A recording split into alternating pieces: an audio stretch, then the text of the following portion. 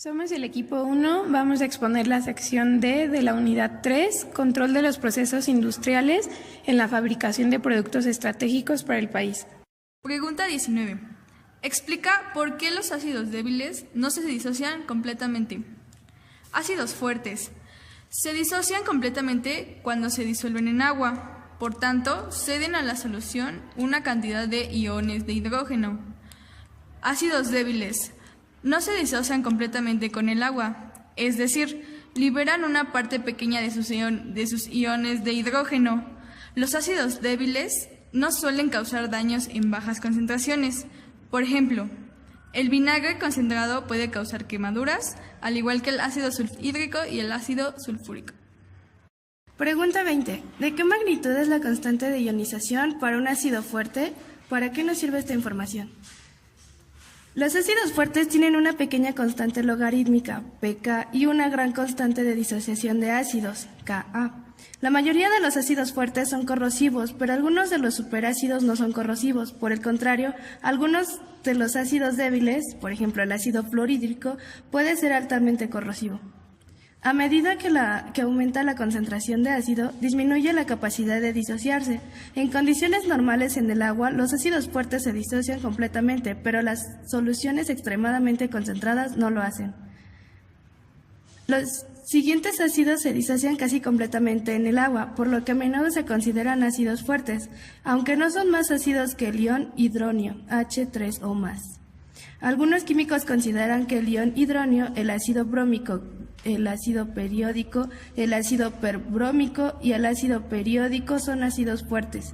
Si la capacidad de donar protones se utiliza como el criterio principal para la fuerza de ácido, entonces los ácidos fuertes de más fuerte a más débil sería. Pregunta 21. ¿De qué magnitud es la constante de ionización para un ácido débil? ¿Para qué nos sirve esta información? Un ácido débil no se disocia completamente con el agua, es decir, libera una parte pequeña de sus iones H+. Los ácidos débiles no suelen causar daños en bajas concentraciones, pero por ejemplo, el vinagre concentrado puede causar quemaduras. El ejemplo del ácido fosfórico, ácido sulfúrico. Pregunta 22. Describe las reacciones químicas de neutralización. Una reacción de neutralización es una reacción entre un ácido y una base.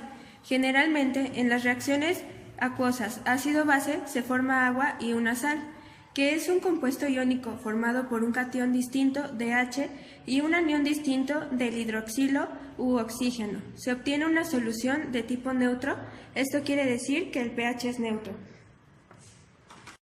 Podemos ver un esquema y al unirse el ácido y la base anulan sus propiedades químicas, por lo que producen agua y sal.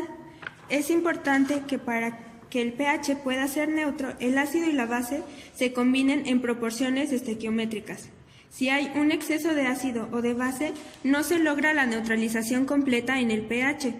Si existe un exceso de ácido, el pH es ácido. Si existe un exceso de base, el pH es básico o alcalino. Ahora les voy a dar un ejemplo. Cuando se mezcla una disolución de ácido clorhídrico con una disolución de hidróxido de sodio, tiene lugar la siguiente reacción.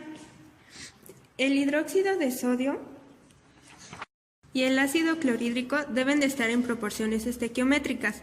En este ejemplo debe haber un mol de cada uno para que el pH pueda ser neutro. Y como producto producen el cloruro de sodio, que es la sal común, y H2O, que es el agua. Sin embargo, debido a que el ácido y la base en esta reacción son electrolitos fuertes, estos se encuentran completamente ionizados en la disolución. Esto quiere decir que tienen una carga. La ecuación iónica es H más Cl más cloro menos sodio más hidroxilo menos, que da como producto sodio más cloro menos más H2O. Esta ecuación puede representarse por la ecuación iónica neta, que es hidrógeno más el hidroxilo menos, que da como producto H2O, donde los cationes sodio y los aniones cloro son iones espectadores. En esta ecuación podemos observar la neutralización del hidrógeno con el ion hidroxilo. La sal se produce del anión que libera el ácido y el catión que libera la base. Pregunta número 23. Explica el concepto de equilibrio químico. Equilibrio químico es la denominación que se hace a cualquier reacción reversible cuando se observa que las cantidades relativas de dos o más sustancias permanecen constantes. Es decir, el equilibrio químico se da cuando la concentración de las especies participantes no cambia. De igual manera, en estado de equilibrio no se observan cambios físicos. A medida que transcurre el tiempo, siempre es necesario que exista una reacción química para que exista un equilibrio químico. Sin reacción no sería posible el equilibrio químico. Pregunta 24. ¿Cómo se da un estado de equilibrio químico en una reacción química? Como se dijo en la pregunta anterior, el equilibrio químico se da cuando la concentración de las especies participantes no cambia. De igual manera, en estado de equilibrio no se observan cambios físicos a medida que transcurre el tiempo. Siempre es necesario que exista una reacción química para que exista un equilibrio químico. Una reacción reversible es una reacción química. En este caso consideraremos el ejemplo de una reacción con los reactivos A y B que se unen para dar los productos C y D como se ve en la imagen. Esta puede simbolizarse con la siguiente ecuación: A minúscula, A mayúscula, más B minúscula, B mayúscula, que da C minúscula, C mayúscula, más D minúscula, D mayúscula. Los coeficientes estequiométricos, es decir, el número relativo de moles de cada sustancia que interviene en la reacción, se indican como A minúscula y B minúscula para los reactivos y C minúscula y D minúscula para los productos, mientras que la doble flecha en medio indica que la reacción puede ocurrir en uno u otro sentido, directo e inverso, puesto que la reacción puede proceder en ambas direcciones y el sentido neto de la reacción está definido por la presión, la temperatura y la concentración relativa de reactivos y productos en el medio en el que se desarrolla. La definición de reactantes y productos en este tipo de reacciones es convencional y está dada por el tipo de proceso estudiado. Somos el equipo 1, vamos a...